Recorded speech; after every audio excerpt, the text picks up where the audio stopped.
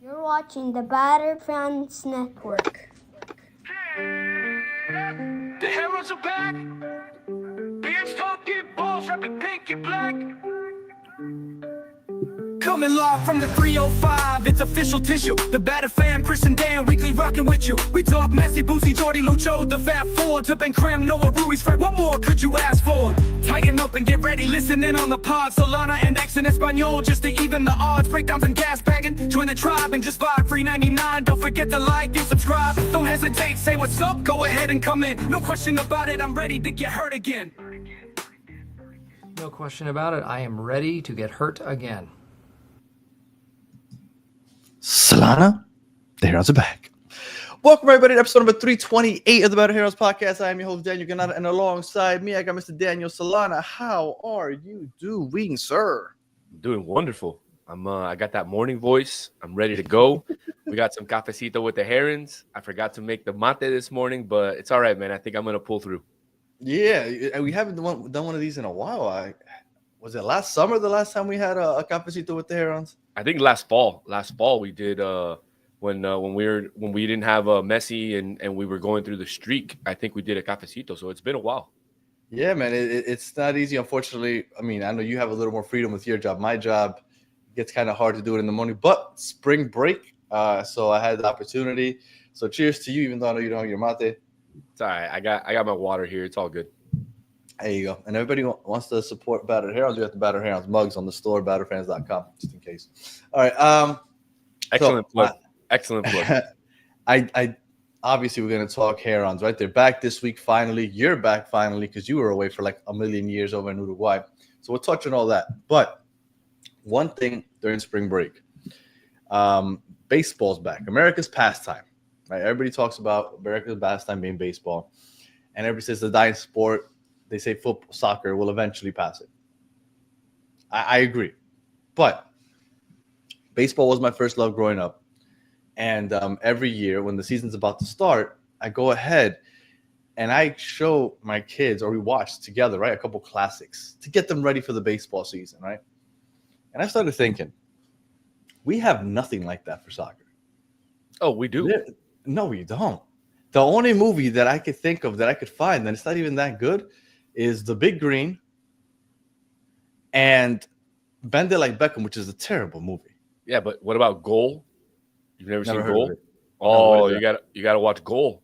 Come on, it? bro. Santi Muniz. Yeah, bro, you gotta watch Goal. It's a fantastic movie. It's about a kid in if I'm not mistaken, in Southern California growing up, and he's an immigrant. He's a Mexican immigrant, and his sounds dad. like The Big Green.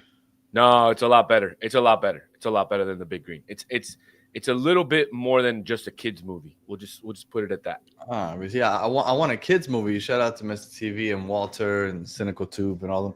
I think it's, I don't know. I'm gonna have to check that out because I was thinking, I was like, man, we're really missing the spot here because at least in the 90s, there were so many good movies. I watched The Sandlot, Field of Dreams. You had Angels in the Outfield. Last night we watched Rookie of the Year. Little Big League. You never watched Little Big League? Never watched Little Big League, but for the NBA, when the basketball season's starting, I got Space Jam, I got Like Mike. For football, I got Little Giants. But for soccer, at least up until now, I just said goal. I'll have to check that out. There's nothing. Yeah. So I feel like we need something to get everybody ready. But I'm ready for baseball season. And I just, just something that I thought about. Like, man, this sucks because they don't really have, at least I have to check out goal. I didn't think that they had anything. That's interesting. Goal. I'm going to check that out. Yeah, Marlins opening day is Thursday, right? Thursday, 4 p.m. against the Pittsburgh Pirates. And Sandy is gonna get the He's mound. finally back. Yeah, he's finally back. Just like me. You saw it. Sandy was gone for a while. Solana was gone for a while. Now we're back. It's like this is like opening day for us. And tomorrow, they have their final spring training game at Lone Depot Park against the Yankees, which is usually it's something that's not very common to randomly have a spring training game at your home stadium 2 days before the opening of the year. But as the famous saying goes for it's Miami, it's a money grab. 100%. And you know that there's a lot of New York Yankee fans down here in South Florida. And look, especially with all the troubles and I know this is an Inter Miami podcast, but all the issues that the Marlins are having to today in terms of, I don't know if you heard what was going on with, that they're getting in trouble with the league because they're not spending enough money and all that. So, I mean, it's kind of funny that they're going after a money grab when they're not spending enough money on their own team. I want to say at the end of January, I don't know if they ended up, but by the end of January, free agency is basically done. The offseason's almost done. Mm-hmm. They had spent $0. I don't know if that had ever happened in the history of the sport. $0 in free agency in an entire offseason. Now, I don't know if they spent anything during the month of February or March, but up until that point, zero. It's crazy. I don't know. We're not talking about baseball, but wild. But I will tell you, you know how you say when Chris and I are like, oh, they treat the fans better and better giveaways. I'm not that big, whatever. I'm okay. I would like better giveaways if they were to give some, but well, because the product is good.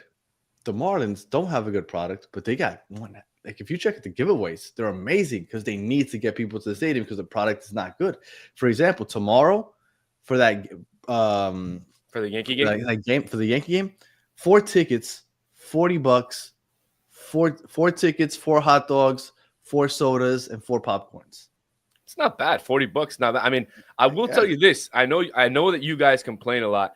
I went to the Heat game yesterday for the first time in a while because I was away, and I look at my app and I'm like, oh, I have some free giveaways that they have for the season ticket holders, and I show up to the season ticket lounge to go and get my stuff. Dude, I went home with a whole bag full of things. I got a new lunchbox. I got the 2012 ring. Nice. The replica ring. I got a pair of socks. I got a bento box and a hat. All that, for. It was like 6 things that I got, and just because I haven't gone. So I do understand, what you guys are talking about, but also the Heat are going through a 10-game losing streak. And so yesterday was their first win in almost a month, essentially. Mm-hmm. And I can understand why they're giving away stuff. But Inter Miami doesn't have that problem. They're undefeated. And I wanted to ask you a quick question before we get back into the topics. And this is, you mentioned it. The Marlins had spent $0. Could you imagine? And there hasn't been a lot. Maybe there's a few people complaining, but you don't hear it. But can you imagine if Inter Miami went the entire offseason without signing any player? Can you imagine how upset the fan base would be? And you know what? And this is probably the only team that could have gotten away with something like that because the roster was pretty solid last year. But being as bad as some of the teams in the MLS are and not spending money would be a disaster. But because there is parity, you could probably get away with it a little more than in baseball. In baseball, you can't get away with it because there is a salary, a tax that you have to pay. But for the most part, you can spend as much as you want. And that's why the Marlins are horrible. But again, enough with the baseball talk. Back to football. So you were gone for a while, much like the Herons off last week. And over the last week, everybody's kind of been talking about the fact that they're undefeated, right? Since you were last on here, they beat Atlanta and they started the season basically 8-0, right? Preseason aside, 8-0. They have one draw in there against NYCFC, but 7-1-0. How are you feeling about the Herons so far this season? I'm feeling great. This is exactly what I expected from this team. This is exactly what they assembled the team for, to do exactly what they're doing. Now, I think they would be 8-0 if it wasn't for the yellow card to Toto Aviles. The red card that he was given in the NYCFC game, because I thought Inter Miami was going to destroy them the way that they started. The game started. Yeah. Absolutely. Oh, so, I'm sorry. I really don't mean to cut you off. I didn't want to go the whole show without telling you. Congratulations on being accepted into the National Soccer Reporter Association or whatever that thing is. So I just randomly remembered it. Didn't want to go the whole show without telling you. For those who don't know, Solano's accepted into that. So kudos to you, sir. Thank you. Yeah, and also since we're talking about it, I started a Substack. Started writing about Inter Miami. I had a story that I put out yesterday on Noah Allen. I don't know if you got a chance to read it. But now that you're on spring break, you get a chance to read it. So I'll send it over to you. But man, I just want to get, the Inter Miami fans some information and analysis that they don't get on a daily basis, Danny. It's a lot is talked about the big four, about Messi, about Suarez, but not a lot is talked about the other players. So what I'm going to try to do with my Substack is try to focus on the other players that are not mentioned as much, like the Noah Allens. I know I got one of the folks in the Discord said, when is the Yannick Bright article coming out? That's coming out. I'm working on it. So we're gonna try to highlight some different types of analysis and stuff on this Substack. And it's not only about Inter Miami, it's also about Nacional, it's also about Uruguay, probably going to be a little bit about Argentina as well. So that's where we're pivoting to. We're doing something a little bit different this year when it comes to covering the team. If you had to select just randomly who you think are the most popular players on this team outside of Messi and the Big Four, obviously, who would you say? Give me the top two. Who do you think the top two? I think Yannick Bright is definitely one of the I fan agree. favorites. Definitely one of the fan favorites. I agree. And I think the other one right now, I mean, it would be between maybe Peluca, just because there's a lot of folks that are a big fan of his that I see, or maybe Tadeo Allende, who's Chris's favorite player. I think it's Ian Frey, man. I think a lot of people like it because of the story behind it also. I think Ian Frey might be. That's actually, you know what? After I do Yannick Bright, also, yeah. After I do Yannick Bright, I'm gonna do an article on Ian Frey. Yeah.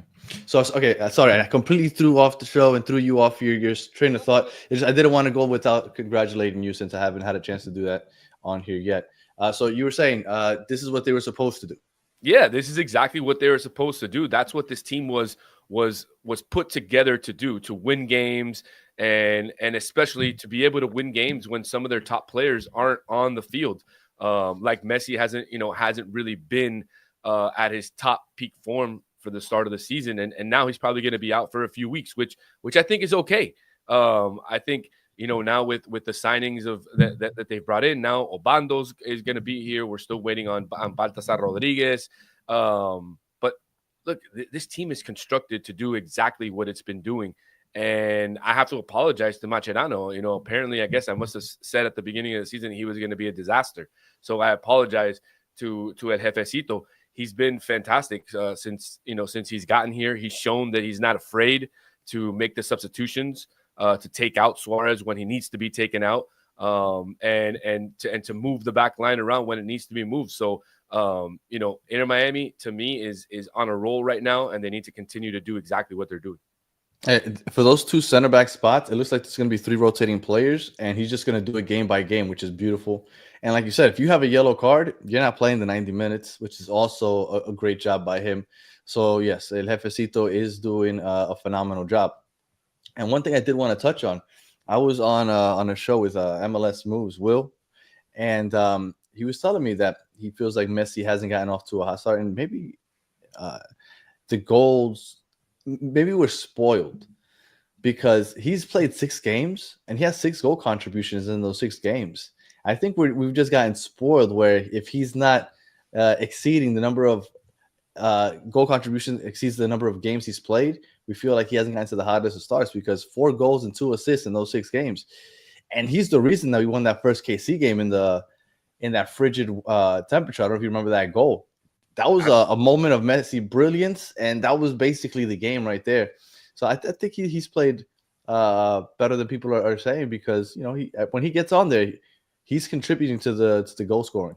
No doubt. I mean, there's no doubt when he's on the field that he contributes and he's there. But I think that folks are mainly saying that because they see that he's maybe a step off because he was injured or because I mean, I don't want to say he was injured. I just want to say he was nursing a chronic injury because it's not something new. This is something that he's lived with for a lot of time now. Yeah. And it just flares up or, it comes up every now and then and he has to sit. It's part of growing. It's part of becoming older. You start getting aches and pains in certain places. Absolutely. So, look, I think that's why folks could be a little down on Messi, but I'm with you, Danny. I think when he's in there, he's contributing. He's doing his part. He's doing what he's paid to do here. And look, while maybe because he's missing some time, people are upset. Look, I'm okay, man. I'm still gonna go out and watch the team. I don't care if he's not there. And Joe Rocco saying Messi seems more aggressive this year. He's not afraid to get hurt. That's a little scary though. We need him to be like Solano was saying. You need to learn how to play once you get a little older. Nobody knows their body but more than he does, I guess. But you want him to be more calculated because if he's playing too aggressive, I'm almost 40. I know what it's like. The smallest of things. Obviously, he's a professional athlete, so it's a little different. But once you get up there, the smallest of things, all of a sudden you feel like you could get hurt. And I don't know how much discomfort he had in that Atlanta game, but to me, that was the best game he's played so far this season. He was everywhere. He was dropping back. He was defending inside his own half. I thought he was doing it all. But unfortunately, he got whatever it was that he got. Good morning, Celine. So. Yeah. Hey, I mean, look, Messi's gonna be Messi, Danny. I mean, he's always been the same type of player, and everywhere he's played.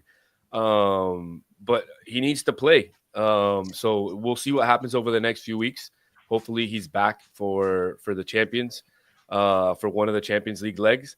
And if not, I think Inter Miami has enough firepower to beat an LAFC and to continue, along their winning ways. They face a very tough Philadelphia team this weekend, who's gotten off to a fantastic start this year. They've got a great Uruguayan player, Bruno Damiani, that plays for them.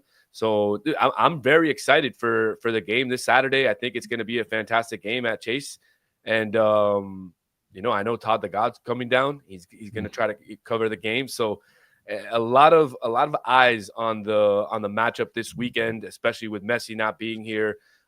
Tickets are pretty cheap, so I suggest folks to go on and buy tickets and get out to the game. It's a fantastic time to take your kids, and look, especially when Messi's not playing, tickets are not going to be cheaper. So, LAFC. How do you feel about the matchup against LAFC? Because I feel pretty good. I feel like Miami should beat just about any MLS team that they match up against. LAFC hasn't looked great, but David Martinez, this 19-year-old Venezuelan kid, has absolutely been balling. He's been coming on as a sub. Yesterday he came on, 2 days ago, I'm sorry. He came on as a sub. He started in place of Boagna because Boagna was off on international duty. Are you worried at all about the LAFC matchup in the CCC, especially if Messi doesn't play?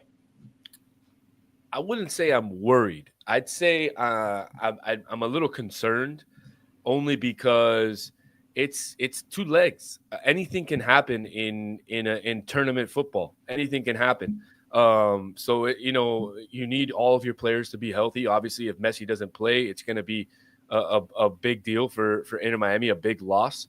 But look, LAFC can win 2-1, or score an away goal and get by Inter Miami, and that's to me what worries me. Their forte, which is essentially their attack minus Giroud, is our weakness. Our weakness is defending, and it still is defending. So that's what concerns me. Can Bouanga get in behind our back line? Is Giroud going to finally show up? Are there other players going to step up? That's the big question mark, that we face with LAFC is what team are we going to get? Are we going to get the team that last year was unbelievable, or are we going to get the team that this year didn't start off to as hard a start as folks were thinking? They play boring ball. They defend a lot. They don't hold possession a lot this year, but they looked a lot more aggressive this past weekend. So we'll see. It's going to be interesting. I agree. Do you think that there's any team that we should be worried about in the MLS? Who do you think is the biggest threat? Because I thought in the East, at least, there was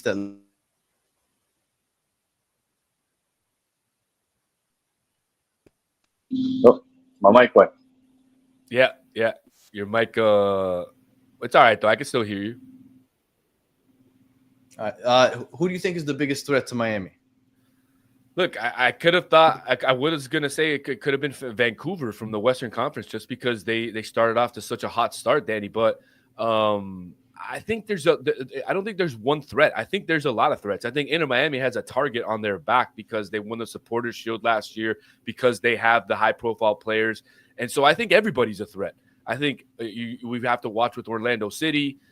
They've gotten off to a decent start. I think we have to watch out with Chicago, who's also gotten off to a pretty decent start. And I know I'm just naming teams, not necessarily ones in the Eastern Conference, but these are the teams that I've seen that have stuck out to me in the first few weeks of the MLS season. You know, and we'll have to see who else from the Eastern Conference is going to show up when they play, you know, Inter Miami. Everybody always wants to show up and play against Inter Miami. So I think, again, I don't think that there's one team. I think it's various teams that really not that we have to be worried about, that, but we have to watch out because we have a big target on our back. I still think Charlotte is that biggest threat. And the thing is, we beat them, but I felt like going down 10 men kind of helped us because they want to play that counter. And once we went down to 10 men, we didn't give them the opportunity because we had to play a little more reserved to make sure that we didn't leave ourselves susceptible to that counter. So I don't know. That's going to be interesting playing them.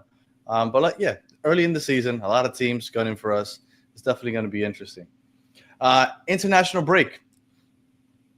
Now, when I first saw the schedule, I thought the entire league was off on the international break just because Miami was off. Turns out only Miami and New England were off for some reason, and everybody else played. Now, this is something that continues to annoy me about the MLS, that they're playing through these international breaks. How do you feel about the international break, and were you paying attention to any games that happened throughout the international break? Yeah, I mean, I watched a few games over the weekend. I watched yesterday. I watched the day before. You know, just because Inter Miami's not playing doesn't mean I'm not watching. I'm still watching. You know, I want to watch the other teams. I want to watch the other players. Plus, Well, I meant the international games, but yeah, go for it. Oh, yeah. I was talking strictly about MLS. I've got to make my pick for MLS Player of the Week. So for the NASR. So I'm watching the games, Danny. Now, international break in terms of the international teams. Yeah, obviously I watched the Uruguay-Argentina game, which was a disaster. I watched the Brazil. Every game in South America, I watched every game. Now, in Europe. What do you think about the seven subs for Brazil? Well, I thought it was absolutely nuts. I tweeted about it. I've never seen anything like that. Now, reading into the rules, I understand why they were given the subs. Yeah, it was. So it has to do with both teams. If both teams get a concussion or have a concussion, then they can both make an extra sub or something like that. So I went back into the rules and looked at it, but I thought it was kind of interesting. And I was like, even the announcers were like, but I don't understand. They're making 7 subs. So it was crazy. I mean, it was very unfortunate also for Colombia. I mean, it was just in the last 99th minute, the dying minutes. I mean, really. But dude, an unbelievable goal. And again, shout out to Thiago Almada. I mean, he just put one on Uruguay that was insane. You know, it was Messi. Like he literally did what Messi does on that shot. So unfortunately for our teams, we'll have to try again tomorrow. Mm-hmm. But overall, I think we're both in a good line to get into the World Cup based on the rest of the results. Yeah, no, and with the expanded format where more teams get in, we should be okay. So do you think that we're going to go to another calendar, or would you want to go to another calendar so we can line up all these international breaks? Because I personally hate the idea of losing the MLS during the summer, but I know a lot of people want it, especially for reasons like this, like international break. Yeah, I think it's a topic that's, you know, talked about a lot, and there's folks with good arguments on both sides. Obviously, the argument for the folks who don't want to change the calendar is, you know, how are we going to play in the winter? Are we going to take time off in the winter? Is it cold? And we saw that with the SKC game, Danny. I mean, that was nuts to have them play in that weather. But then the argument, just real quick, last weekend, 8 days ago, they played in the snow. They used the orange ball in Kansas City. And we're talking March. So it can get rough in some of those places. Absolutely. And that's an argument against it. But then the argument for it is you align with the rest of the globe.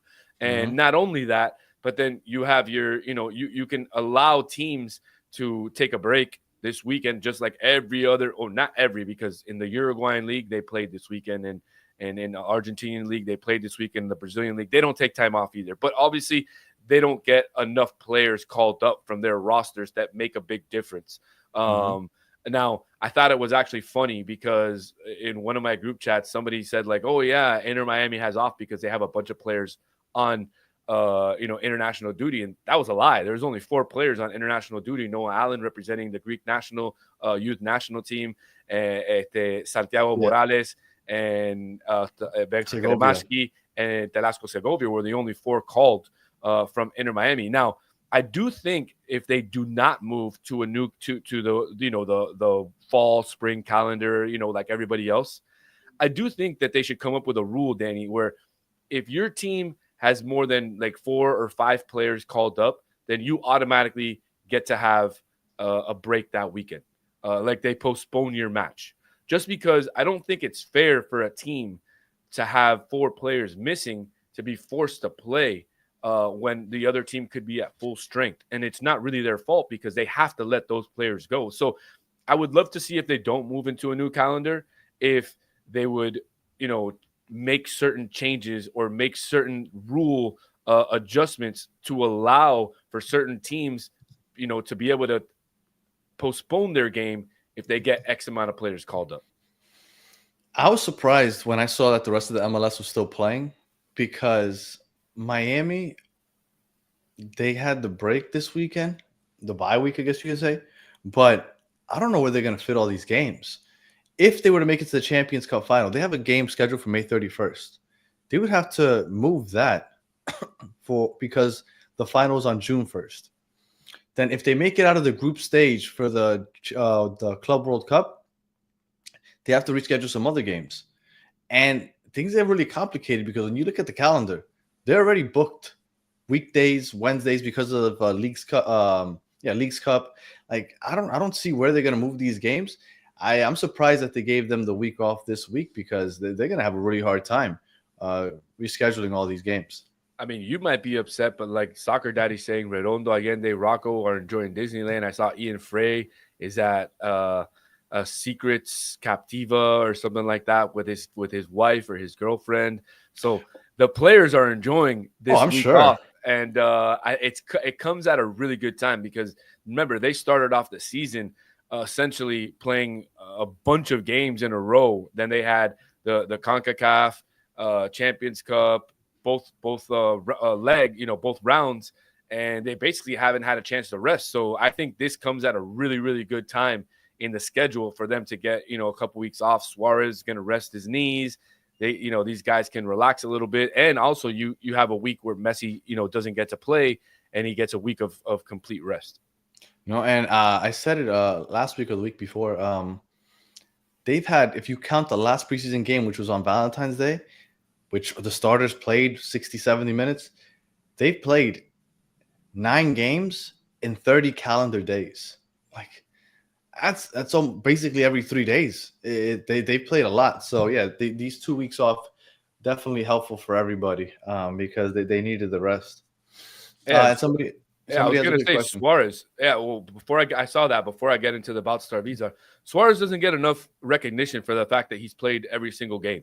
And I just want to throw it out there. And he's played well. He's played fantastic. He's had basically almost a goal and assist every single game that he's played. And he's playing fantastic. So I just wanted to throw it out there. I know I get a lot of flack because I favor my Uruguayans over anybody else. But hey, I just wanted to throw it out there. And then as far as Baltasar, I mean, he's been announced by the team. We're just pending his visa. It shouldn't take more than another week from what I've heard. So hopefully he should be, training with the team here in another 7 to 10 days. Well, and I'm still curious to see where he fits into this whole fold. I'm assuming he'll be a sub when Messi comes back, but until then, he'll probably be taking that role that Kremaki was playing, right, as a starter out on the wing. It'll probably be Baltasar's or Fafa, which Fafa, I think, is the reason why Kremaki was getting those starts because Fafa was injured. So we'll see how they look when they line up against Philadelphia this weekend. Absolutely. Although I think Fafa's better coming off as a sub. I love him coming in as a super sub in like the 60th, 65th minute. Give him 25 minutes where he can attack that tired defense.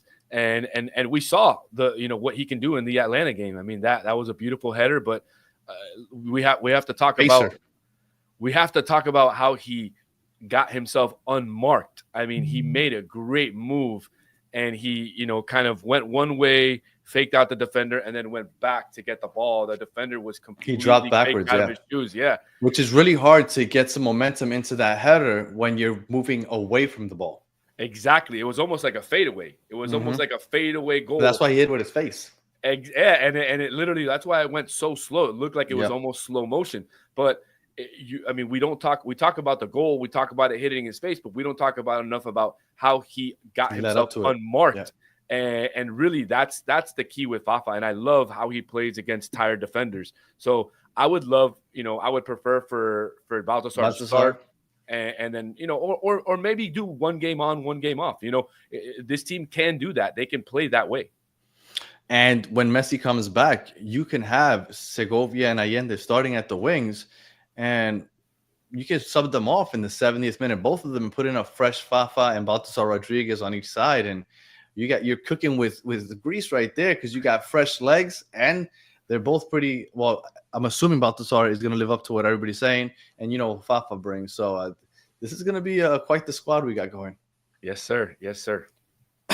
All right. So, and then real quick, I wanted to touch on, before I kept going, I was making a big deal about how Messi has 6 goal contributions in the 6 games he's played. Luis Suarez, 8 games played, 8 goal contributions, 4 goals, 4 assists. So, boom, super slam. There you go. Absolutely. So those two right there are doing exactly what we expect them to do, and that is contributing every single game. All right. And then Messi TV, do you think Baltasar will reduce minutes for Kermaki and Ruiz? Yes, I do.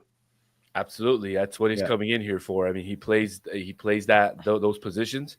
And he's coming in, and hold on a second. Let's not say that he's coming to reduce the minutes. Let's see first what he does. Because Mascherano has shown that he can count on, and he trusts putting in Benkrem. He trusts putting in David Ruiz. We've seen him play them already. So he has some sort of comfort already with them. So let's see first what Baltasar does when he comes. Obviously, there's high hopes for him. But let's keep our feet on the ground. Let's be a little bit realistic. I don't think he's going to initially come in and then automatically take these guys minutes. I think he has to get himself training with the team, get himself ready to go, and then eventually, we'll see if he does take those minutes away from Benkrem. I do think that Fafa is going to take those minutes that they were saying, though. Now that might be a little bit more realistic, just because he's been here since the beginning of the season, just because he already is in tune with the team. So that, I cannot argue with that, Danny. Did you watch the mic'd up videos of Mascherano? It's great. On the sideline, yeah. The passion that he shows. Yeah. Especially that over Tata for sure. All you used to see Tata on the. That's all I used to see Tata do. I would get Tata doing that, or I get Marcelo Bielsa sitting on a cooler for 90 minutes. I mean, come on, man. I want a little bit of adrenaline, a little bit of rush. Like, show me that you're having fun and that you're enjoying the game. And I love, he reminds me of Simeone. He reminds me of Simeone for sure. Now I forget his name. The former Liverpool coach who would go nuts as well. Jurgen Klopp. Yeah, he reminds me of like a Jurgen who goes nuts when they score a goal. I love that. I love for the coach to do that, because the players feed off of that. The players see that, and they feed off of that. So if you're just always, just like you said, just sitting there like this, or going like this, or making those, how do you think your players are going to feel with those kind of mannerisms that you're showing them? If you're, giving them 100% and clapping and all, I just feel like your team's going to be better off.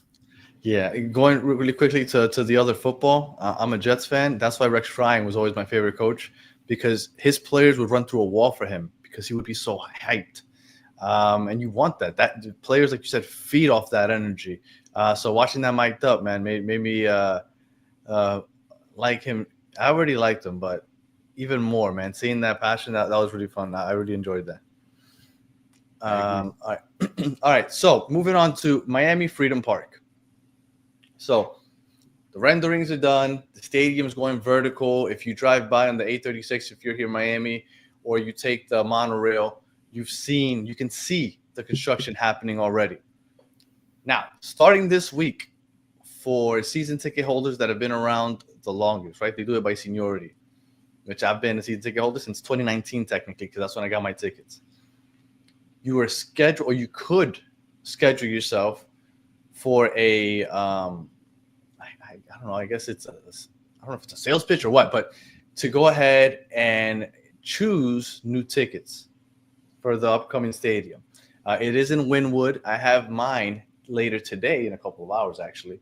I'm going to go out there. They have a lobby, and they have like a whole setup. They showed pictures of it on the website and on the social medias. And I guess you get to see the model of the stadium, and they're going to try to get you. Now, what some people have been telling me is that it's only for premium seats. So I might be going over there just to take a look and then saying no, because premium seats are probably extremely expensive, especially if I'm considering adding some seats for my kids. But I am interested in how the experience goes. They had scheduled 15-minute increments for the appointments, which Chris was offended by because he says that he needs way more than 15 minutes. That's because he talked a lot. He does talk a lot. He asks for a lot also. Like, he's going to ask for a lot. He's going to ask if it comes with parking. Does he get a free T-shirt? He's going to be like, can I see Messi before the games? Like, Chris, there's a reason why he spells his name with a K. He is one of those guys. He will ask to speak to everybody at the site. But that's why he gets so much, because he does get a lot, because he's always complaining. As that saying goes in Spanish, niño que no llora, niño que no mama. So, but yes, that event is today. I am excited to go see it and then to check out what they have. I don't know if they're going to be showing us any like virtual views of the stadium, so I can get an idea of where I'm going to, if I can't choose my seats today because they're only offering premium seats, which I think sucks, right? I know business-wise, right? They want to take care of the high rollers. Man, come on. At first, I felt good because they were giving me first attention because I'm one of the oldest season ticket holders. And then I found out, oh, it's probably only premium seats. I'm like, oh, come on, man.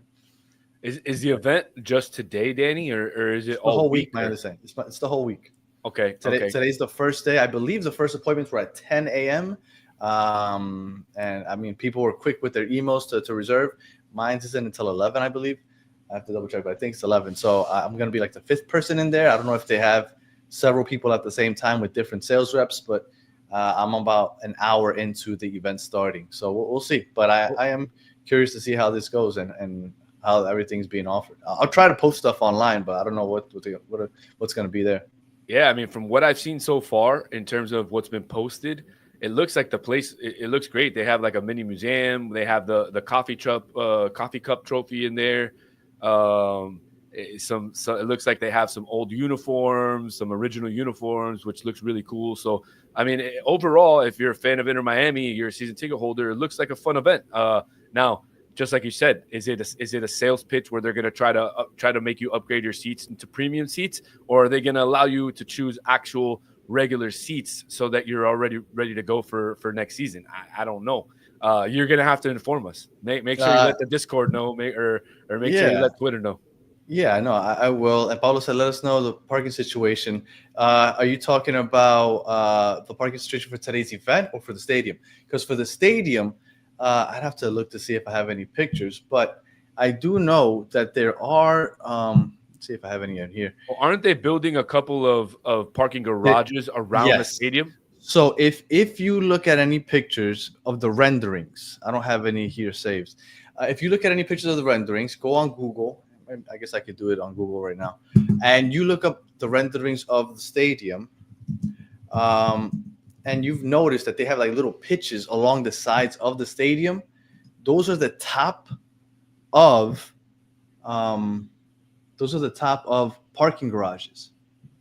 So there'll be parking garages around. I don't see any that have any pictures of it. And can I tell you how I feel about that, Danny? Can I tell you how I feel about parking garages? Absolutely.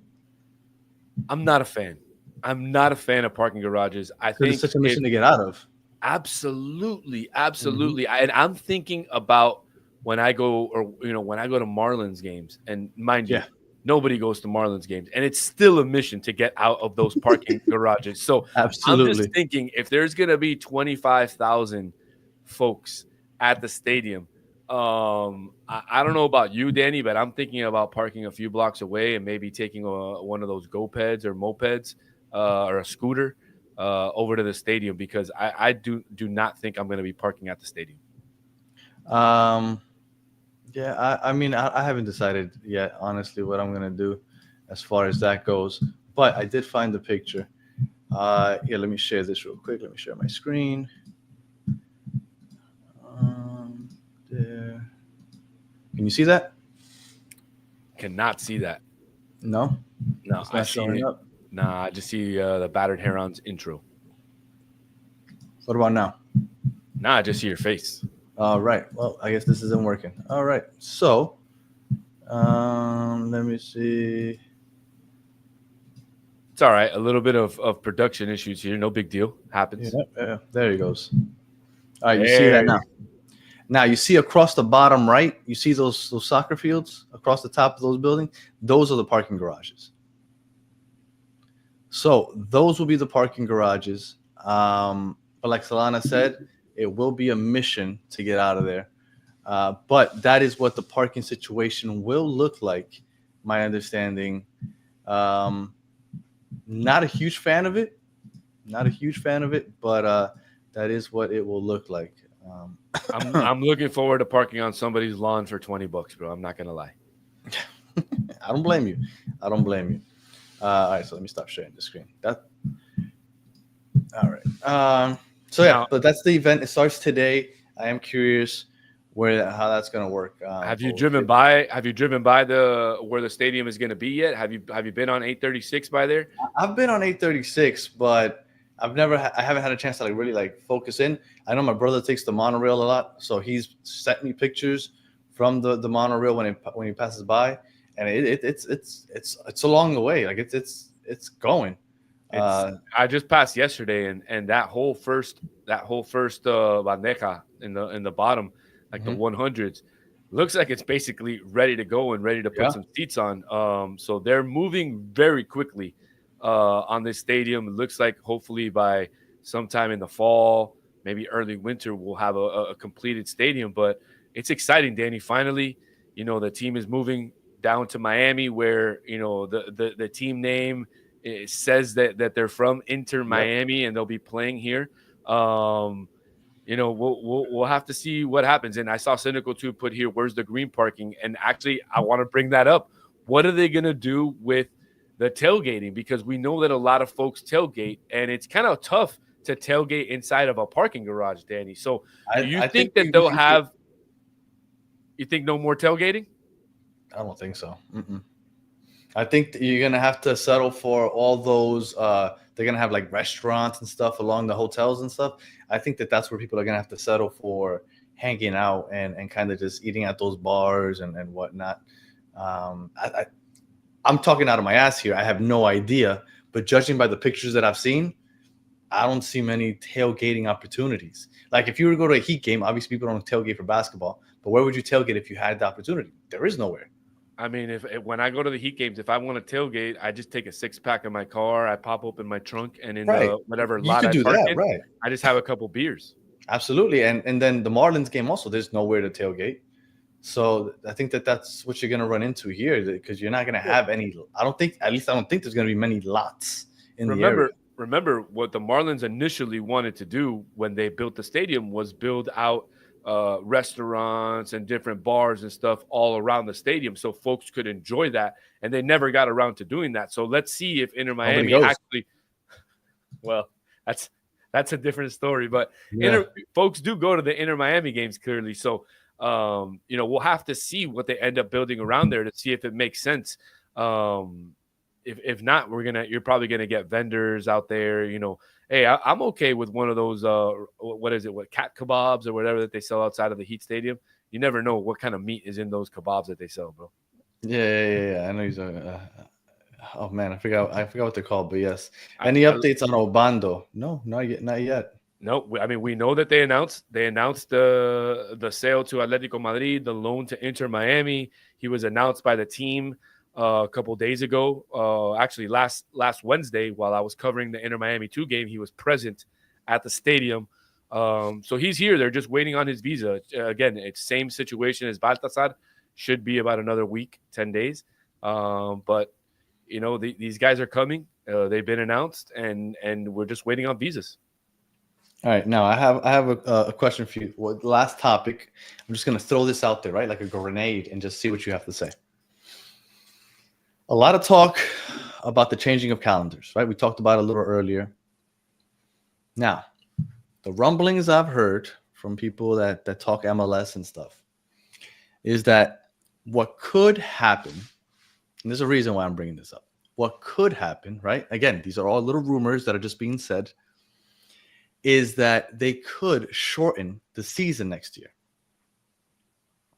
They would start in January, they would play up until May, and then they would play the World Cup, and then they would start another season that following August. And that's when they would line up with the rest of the world right after the World Cup. Everybody's hyped up about soccer because the World Cup just happened. That was exciting. Boom. Welcome to the new MLS season. It starts in August. Those are the rumors. Now, everybody said, including myself, Messi will open that stadium and we will get him in 2026. My worry now is we're going to get him in 2026 for a shortened season, and then that might be the end of Lionel Messi with Inter Miami, and he might only play a couple months in that new stadium. Your thoughts on this possibility? I mean, I'm all for it. I think that's a fantastic idea. Personally, I'm on the record for saying that they should have two short tournaments in a season. And I think that they should do that. They should play February to May or February to June. Apertura, Exactly. And then if they want, they can play Leagues Cup in the summer and not have an issue with that. And then, start again in August and play August through November or December. And then you have the winner of each tournament facing off for the championship. That's the way I would do it personally. Just look, if that's the case and you only get Messi for a couple of months, then look. That kills me. I thought I had him for a full year next year. And then I'm like, you know what? If that were to happen, there's a chance that he doesn't come back after the World Cup. I mean, especially if they win it. I doubt he plays again. But yeah, man, it kills you a little bit, but I mean, you also got to respect the guy. He's been playing the game for of course, 20-something years. I'm talking selfishly here. I know you are, but you'll still have some other. I mean, trust me, Inter Miami is not going to let Messi go without bringing in another superstar. So that seems like that's the way that this team is going to operate. That they're going to try to continue to bring superstars that can still play at a high level. So my advice to you is start looking at Europe and seeing what other good players are reaching, let's say, the start of the end of their career and that could still offer something in the MLS. And let's start maybe on a future show. We can each talk about 3 or 4 players that we think would be interesting. I'm curious to see who everybody would like to see in the pink and black. Yeah, that would be an interesting topic to bring up. Off the top of my head, I can't think of it. Mosola's going to go. He's going to be like the only player that actually wants to go play in Saudi, I think. So I think that's where he's going to end up. And I think it makes sense, not because of the money, but because of who he is and what he represents in that region. Absolutely. I think it makes the most sense for him to go there. Obviously, the money is going to be secondary to that, and it's going to be a boatload of money that they're going to give him. I think that would be because the way things would work out is we play the season, full season. Season ends in December, right? Usually December 8th or 9th or whatever it is for the final. And then you start up in January again. I think it sucks to have a season of 17 games, I guess is what they would do. Maybe half the season. I don't know. I'm not a big fan. And Federico Valverde says that he will die as a Madrid player, that the only way that he leaves is if they kill him. So I don't know if Federico Valverde is ever going to head out of there. At least not anytime soon. Hey, but one question, and we got folks talking about players already who they're interested in coming. So again, this has to be a joke. Nobody wants Harry Maguire. I'd take Ryan Shawcross before Harry Maguire. Nobody wants Harry Maguire. But yeah, that was the last topic. Just food for thought there on the 2026 calendar. Again, this is all just rumors. There's still no guarantee that we're going to change the calendar. We still might just have a regular 2026 full season and just take a break for the World Cup. And yes, I figured, Soccer Daddy, it was a joke. I know. But if they were to change the calendar, that is the rumors of how they might do it. And I think that would suck, that the new stadium might only get Messi for 8 games, maybe, right? Because it would be a shortened season. So, but I do not think that he'll play into 2027 with us. And if he were to stay for that following season, it would be the 2026-2027 season. And that's why I think that he'll stop in that shortened season and then leave after the World Cup, which would suck. I mean, it wouldn't suck if they lift the trophy. Yes, I know. But I don't know. A shortened season trophy, I'll take it. But it just I don't know. Do you think if that were to be the case that folks are going to start saying, oh, they got to put an asterisk on it? If we don't win the trophy this season and then we win it that shortened season, absolutely. If that's the only trophy we got, it's like, oh, yeah, that's cute. You won the shortened season trophy. Like, give them a half star, you know? All right, but didn't Portland win the MLS's back cup when do they celebrate that? I don't know. COVID, I think they do. I think they do. I don't.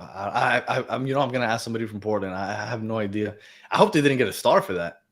No, I don't think they got a star, but but definitely ask one of the Portland fans. I'm curious to see if I'm gonna reach out if they represent that as much as the Inter Miami fans represent the Carolina Cup. Absolutely, the Carolina Cup, man. Respect, please. All right, Solana. Only you and Joker. Only you and Joker. Carolina, Solana, a pleasure doing Cafecito with the Herons with you again. Unfortunately, it's hard to do while I'm working, but during the summertime, we could do this on a regular basis again. Any final thoughts? No, man. Only if you haven't gone and bought the Battered Herons mug so you can have Cafecito with Danny and I in the summer. You got a couple different designs also. Yeah, man, go ahead and do so. I mean, go ahead and do so. Get yourself a Battered Herons mug. Best way to start off your day in the morning is with a café con leche in the mug. And then Soccer Daddy suggesting, or maybe a 6-month MLS break. Absolutely not. That's way too long. Way too long. Yeah, you'd have players going and playing in other leagues in the meantime. It would be a mess. You can't take that long, that much off. And do you get a percentage, Solana? I barely get a percentage. That all goes to my wife, unfortunately. So, all right, Solana, again, appreciate it. Cafecito with the Herons, a staple. Hopefully we can do this more often. And that's about it for today. And if you watch baseball, happy opening day later this week. If you are listening on audio, we appreciate you listening all the way to the end. Please leave us 5 stars, comment, review, all that other good stuff. If you're watching on YouTube, thank you for watching all the way to the end. Please like, subscribe, share, tell your friends. And as always, for using the chat, we appreciate you hanging out with us this early in the morning. I hope you guys have a great rest of your day because it's not even 8 a.m. yet. And we'll be back at some point this week. I know Chris is off doing his vacation thing for spring break. You doing anything for spring break? No, man. My spring break was a couple weeks ago or last week when I went to Uruguay. So if you want to do some shows, let's go ahead, man. You just text me and we'll forget that Chris exists for a couple days. Yeah, and then we got Las Garzas, not today, but we are gonna have Las Garzas.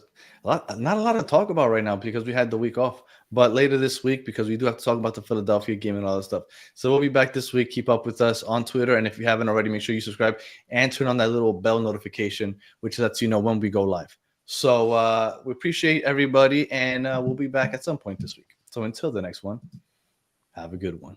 Hasta mañana.